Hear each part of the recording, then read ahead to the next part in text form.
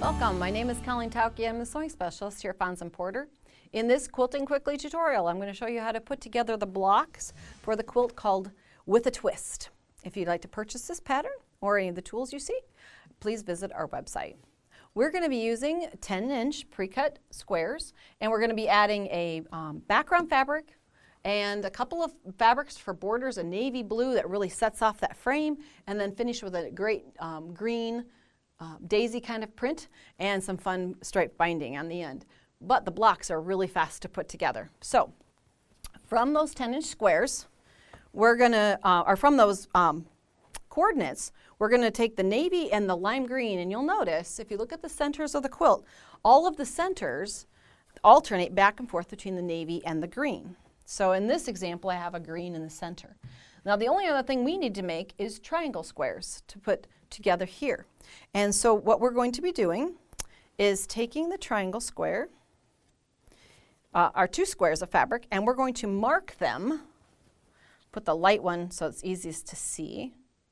We're going to put them right sides together with a darker print, and I'm going to take a ruler that will extend the diagonal of the 10-inch square, and this one's just long enough to get across.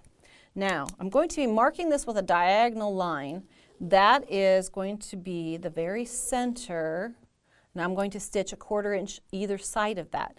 If you aren't so secure in where the 1/4 inch seam is when you're on top of a piece of fabric like that, you can go in and actually draw the stitching line 1/4 inch to each side of that center dividing line.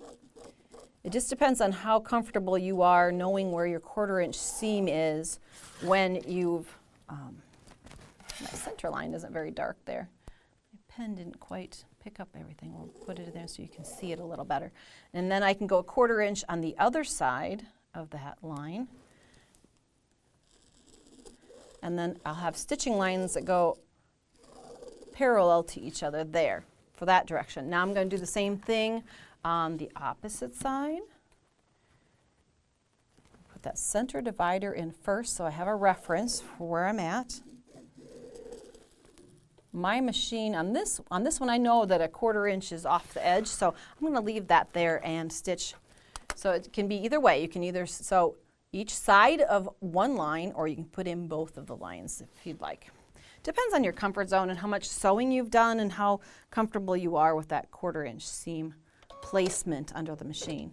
So what we're going to do is we're going to stitch both directions, and we're going to create 8 triangle squares at one time. So we'll go ahead and stitch. Now you would use more of a coordinating thread. I probably would use either a white or a light gray if I were doing this at home for a project, but of course we're the queens of red thread at Fons & Porter. We like to let you see where the stitching actually goes. And a little trick that once you get to the end, you can pick up, rotate, jump across that line, and stitch down the other side without breaking thread. Makes it a little bit faster. Down the other side. Now I have one that's prepared in both directions already stitched, but I wanted you to see this is a really fast and easy process, especially if you're a new quilter and you've got that stitching line marked. It would be easy stitching for you to get across that. Now I've got this one stitched in both directions. We'll bring it in here. Now what you want to do before you cut anything on this, because we're going to cut this apart and create all kinds of triangle squares, is you want to go and set that seam so that it's nice and flat. We don't want to have any ripples in that 10-inch square as we're cutting. We want to have a nice flat surface to cut on. Just a little tip. Sometimes your sewing machine can kind of create a ripple across your block. You want it to be nice and flat.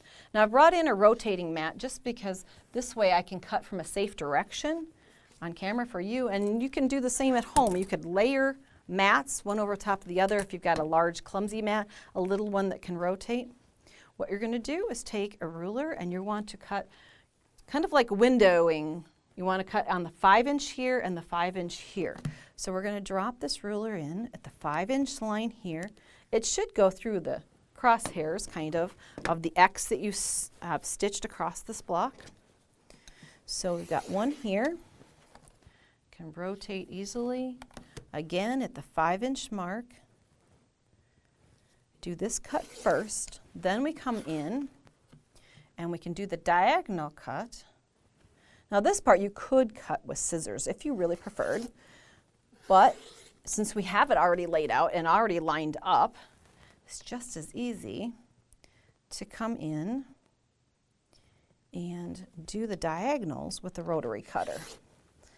And I'm going to create all 8 triangle squares in the right color combination that I need for my project. So we've got all 8. Now, you know where they go next. They go to the ironing board, because every time we do a nice seam, we always want to have a nice crisp piece of patchwork to work from. So we've come in here, we'll heat that fibers up just a bit, pick up that dark side and press toward the dark, and just repeat that process down through, letting the ironing board kind of pick up the heat of our iron and help us in our ironing process. Just layer one after the other, kind of like potato chips. It's really easy to do. Once you get these all pressed, then you're going to want to come in, start to lay out your pieces, and you'll see that at the center, and since I don't have my diagram, but I have the actual block here, I can then lay out the pieces in the same manner as my block here. So I would start, you notice that this creates kind of a blade in the fan as it goes around. I'll press just one more and we'll have that, at least half of them laid out. And then you'll see that you always have to be double checking yourself to make sure that everything's spinning in the same direction. So we want this one here, that wide blade kind of effect. And you would finish with the rest of the 8 that you've created. So once you get all your blocks created, then make sure that, tip, when I was laying mine out, I wasn't thinking and arranging them, and then you realize if you want all of the pinwheels going in the same direction, make sure you're always laying them in the same pattern, because it's possible to twist them around and have 1 or 2 blades going the other direction. So with a twist, they all spin kind of to the right. We've got an inside navy blue border, that fun green and binding, and you've made with a twist. If you'd like to see more of our Quilting Quickly tutorials, please visit our website. Thanks for joining me.